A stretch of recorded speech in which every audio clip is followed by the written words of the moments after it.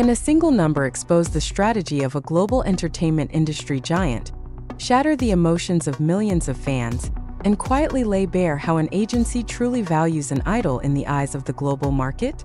Or is all of this merely a coincidence exaggerated by an overly sensitive fandom? Those questions suddenly echoed loudly across global timelines when a simple screenshot circulated, triggering waves of discussion, suspicion, anger, pride, and shock that even the mighty name of BTS itself could not contain. It all began with news that should have felt sweet. Pre-orders for BTS's fifth album, titled ARIRANG, officially opened in vinyl format across various international e-commerce platforms, including Amazon. Scheduled for release on February 15, 2026, this album is far from ordinary.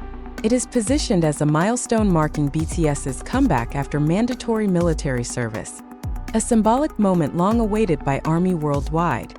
The title ARIRANG carries heavy historical and emotional weight, inspired by a Korean folk song that for decades has symbolized identity, separation, and national hope. Every element appeared to be crafted with cultural precision and a carefully calculated global strategy. Yet, it was precisely here that the first shock exploded. Instead of focusing on the music, track list, or visual concept, public attention suddenly shifted to a detail that seemed trivial but carried explosive impact: the price differences among the vinyl variants. A post from X account at Becky Streams, known as a Jungkook fan, shared a screenshot of the ARIRANG vinyl product listings. The post was not merely informational. It was an expression of genuine emotional shock. In a tone of near disbelief, the user questioned how Jungkook's variant could possibly be priced higher than the standard BTS group version. The question was simple, but its implications were unsettling. Within hours, the post spread rapidly, reaching thousands of views and sparking a chain reaction. How is his price higher than his group price?" she wrote. A sentence that felt like a collective cry of shock from ARMY. Beneath that line lay a deeper unease. Was Big Hit Entertainment milking Jungkook's fans by exploiting his status as the golden magne? Or was the company openly acknowledging that Jungkook now possesses an independent market value that even surpasses the group identity? The circulating price data only intensified the situation. The BTS ARIRANG standard vinyl / Jungkook Orchid Ver was listed at $73.88, making it the most expensive variant among all editions. By comparison, the standard vinyl LP was priced at $69.99, while the Velvet Red version stood at $69.88. Most strikingly, the Jimin Burgundy variant was the cheapest at $62.88. These differences were not merely about price gaps. They symbolized a hierarchy of value that had been indirectly revealed to the public. Big questions became unavoidable. Why Jungkook? Why the Orchid Ver? And why now? In the highly controlled world of K-pop imagery and narratives, almost no decision is ever truly accidental. Price is not just a number. It is a message, and this message felt far too loud to ignore. For some ARMY, the highest price was seen as a form of respect for Jungkook's solo achievements. His solo album Golden did indeed make history with record-breaking sales as the highest-selling Asian solo artist in the United States market and on the Hanteo chart. This is not speculation, it is documented data. From a business standpoint, it makes sense that Big Hit would use sales data from the Chapter 2 era, the period of BTS member solo exploration, as the basis for a pricing strategy. On the other hand, a sense of discomfort slowly grew into suspicion. Was Big Hit testing the limits of ARMY's loyalty? Was this high price a signal that Jungkook is now positioned as a premium product that can be sold separately from the collective BTS identity?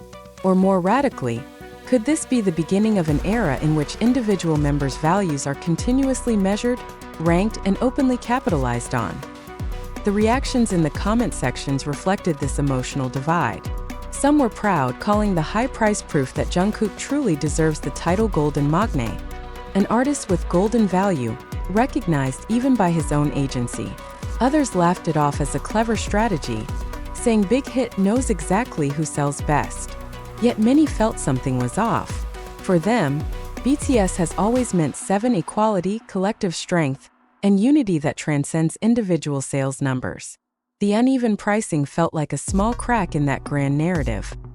What made the situation even more dramatic was its timing. ARIRANG is not an ordinary album. It is expected to reassert BTS's identity after hiatus and national duty. Jungkook himself had previously shared the album's logo design, showcasing his creative contribution and earning widespread praise. In fans' minds, Jungkook is not merely a commercial face but a deeply involved artist. When the variant bearing his name was given the highest price, emotions collided: pride, anxiety, and a lingering suspicion that was hard to suppress to this point. The ARIRANG vinyl pricing controversy transformed from a simple fandom debate into a broader discussion about the industry, entertainment capitalism, and power relations between agencies, artists, and fans. Are fans being offered a premium collector's choice, or are they being subtly guided to pay more for the emotional intimacy tied to a single name? Is this appreciation, or emotional exploitation wrapped in elegant packaging? That larger conversation continued to grow, rolling like a snowball that swelled over time, absorbing emotions, assumptions, and long-held fears that had quietly lived in the minds of some fans, but had never before found a trigger this powerful. The price of the Orchid Ver vinyl suddenly became a symbol. It was no longer about the physical format of music or collecting trends, but a mirror reflecting how the industry sees and values Jungkook, and implicitly, how the positions of other members are placed within the ruthless narrative of the global market. In entertainment industry analysis, price is always read as a signal. In cultural economics, pricing is not merely about covering production costs. It is a strategic communication tool. When Big Hit set Jungkook's variant as the most expensive, the signal sent to the public was almost impossible to ignore. Jungkook is perceived as the asset with the highest purchasing power. To industry analysts, this sounds rational. Sales data from Golden, chart performance in the United States, and Jungkook's dominance on global streaming platforms throughout the Chapter 2 era provide concrete evidence that his appeal extends beyond BTS's traditional fandom boundaries. But for fans raised on the narrative of 7 people, 1 team, market rationality often collides sharply with emotional values. This tension is what makes the issue feel so personal. Many ARMY are not truly upset by the price difference itself, but by the meaning behind it. Why did the gap have to be displayed so openly? Why wasn't it softened through clearer exclusive packaging or bonus content? When Big Hit allowed prices to speak without any official explanation, that empty space was instantly filled with speculation. And in the world of digital fandoms, speculation rarely remains neutral. It quickly transforms into an emotional narrative that demands positions, defenses, and even enemies. This is where the harshest accusation began to surface, even if never officially stated. Is Big Hit milking Jungkook's fans? The word milking may sound crude, but it reflects the sense of pressure felt by some fans. They feel that years of love and loyalty are now being tested through their wallets, as if proving support for Jungkook requires paying a higher price. From a consumer psychology perspective, this is known as emotional monetization, a business legitimate practice that becomes prone to resistance when perceived as excessive. Yet this story is far from black and white. There are also ARMY who see it as the highest form of recognition. For them, the Orchid Ver price is not a symbol of exploitation but validation. Jungkook, long known as the Magne, is now acknowledged as a decisive market force. From this angle, Big Hit is not exploiting fans, but responding to reality. They read the numbers, study trends, and adjust strategy. If the market is willing to pay more, why should the agency pretend that all values are equal? The debate grows even more complicated when other variants are brought into comparison. The fact that Jimin's Burgundy Ver is the cheapest sparked sensitive discussions that had rarely been voiced openly before. Does this mean Jimin's market value is lower? Of course, it is not that simple, but in the era of social media, perception is often louder than intent. Without additional context, these numbers can easily be misread as an unofficial ranking among members. And this is where Big Hit appears to be walking a tightrope between business strategy and fandom harmony. Another equally intriguing element is the name Orchid itself. Orchids are often associated with rare beauty, elegance, and high value. The choice of this name feels too symbolic to be dismissed as mere coincidence. Did Big Hit intentionally link Jungkook to a concept of exclusive beauty? Or is this simply a visual aesthetic with no hierarchical meaning? Once again, the agency's official silence expands every possible interpretation. Meanwhile, social media algorithms continue to work relentlessly. What began as a personal expression of confusion from at Becky streams evolved into a central reference point for global discussion. With hundreds of likes, dozens of reposts, and thousands of views, the narrative of Jungkook having the most expensive price was reproduced in multiple languages, including within the Indonesian army community. In forums, group chats, and comment sections, the topic has been dissected with almost academic intensity, complete with sales data comparisons, market analysis, and corporate strategy theories. Ironically, all of this happened before the public heard even a single note from ARIRANG. The music remains a mystery, the tracklist unreleased, and the visual concept undisclosed. Yet Big Hit has already succeeded, whether intentionally or not, in creating extraordinary buzz. The question is whether this represents marketing genius or a ticking time bomb that could damage fandom solidarity. As the first chapter of this saga draws to a close, one realization begins to surface among many fans. This issue is too big to ignore, yet too complex to simplify. The price of the Orchid Ver has opened a conversation far beyond a single album. It forces the public to confront the intersection of art, data, money, and emotion. And at the center of it all stands Jungkook, not because of any wrongdoing on his part, but because his appeal is simply too powerful not to be monetized. The question now is no longer whether Big Hit is exploiting Jungkook's fans, but how far the boundary stretches between business strategy and an agency's emotional responsibility to the fandom that helped build it. And if a single number can ignite a debate this intense, what will happen when more details about ARIRANG begin to emerge? The next chapter, it seems, will be far hotter. That heat wave became truly palpable when discussions that had initially revolved around numbers began to shift into deeper territory that fandoms rarely confront openly.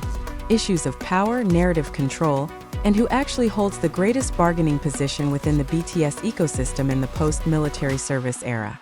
The price of the Orchid Ver vinyl was no longer debated as a mere marketing strategy, but as an indicator of future direction, a preliminary signal that Big Hit might be deliberately showing the public, whether consciously or not. In the days following the viral spread of At Becky Streams post, an intriguing pattern emerged.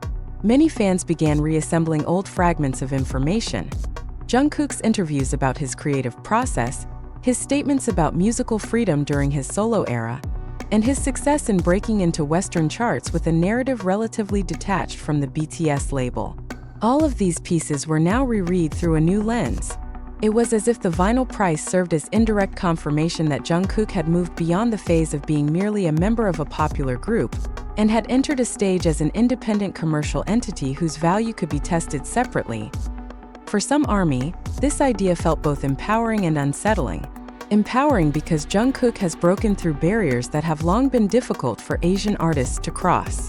Unsettling because the history of the entertainment industry is filled with examples where the exploitation of individual value ultimately led to fragmentation and emotional burnout within fandoms.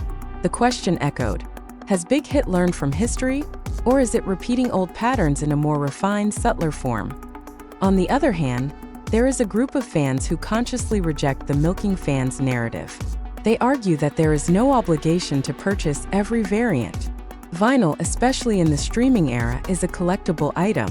Premium price in this context is considered reasonable. For them, anyone who feels pressured by the price should reconsider their emotional relationship with consumption. This argument is rational, yet difficult to fully accept for those who view BTS not merely as a cultural product, but as a long-term emotional journey. The tension intensified as entertainment media outlets began covering the issue with varying tones, from neutral to provocative. Headlines started using phrases such as hidden strategy, signals of a new era, and even a silent price war. Without official confirmation from Big Hit, each outlet constructed its own interpretation, reinforcing the sense that something far bigger than a simple price difference was at play. In the digital media landscape, the absence of a statement often speaks louder than clarification. Meanwhile, Jungkook himself remained silent. There were no personal posts, No comments to calm or inflame the situation. For some, this silence only deepened the mystery.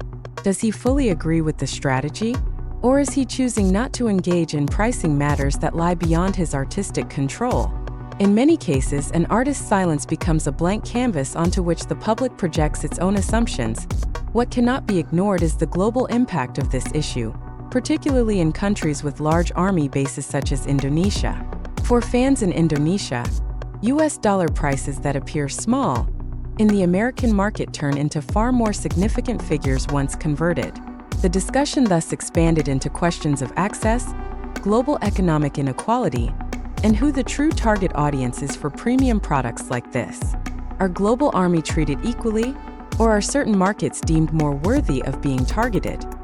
At this point, the ARIRANG vinyl pricing issue has evolved into a broader reflection on how the K-pop industry operates in an era of extreme globalization.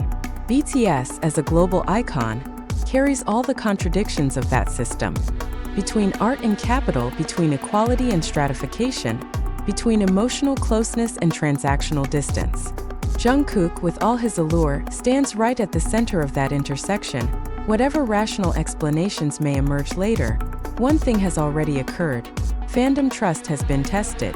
Not because fans have stopped loving BTS or Jungkook, but because they have begun questioning the mechanisms behind the scenes.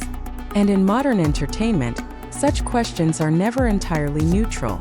They can mark the beginning of a fandom's collective maturity, or sow subtle seeds of division whose effects may only be felt years down the line as ARIRANG's release date draws closer. This tension is unlikely to fade. Every new detail, whether a track list, a visual teaser, or an interview, will be interpreted through the shadow of this pricing controversy. The Orchid Ver vinyl may be just one product, but its meaning has grown far beyond its function. It has become a symbol of an unresolved question. In this post-military service era, will BTS be remembered as 7 who are inseparable, or as 7 individuals whose values are increasingly measured one by one?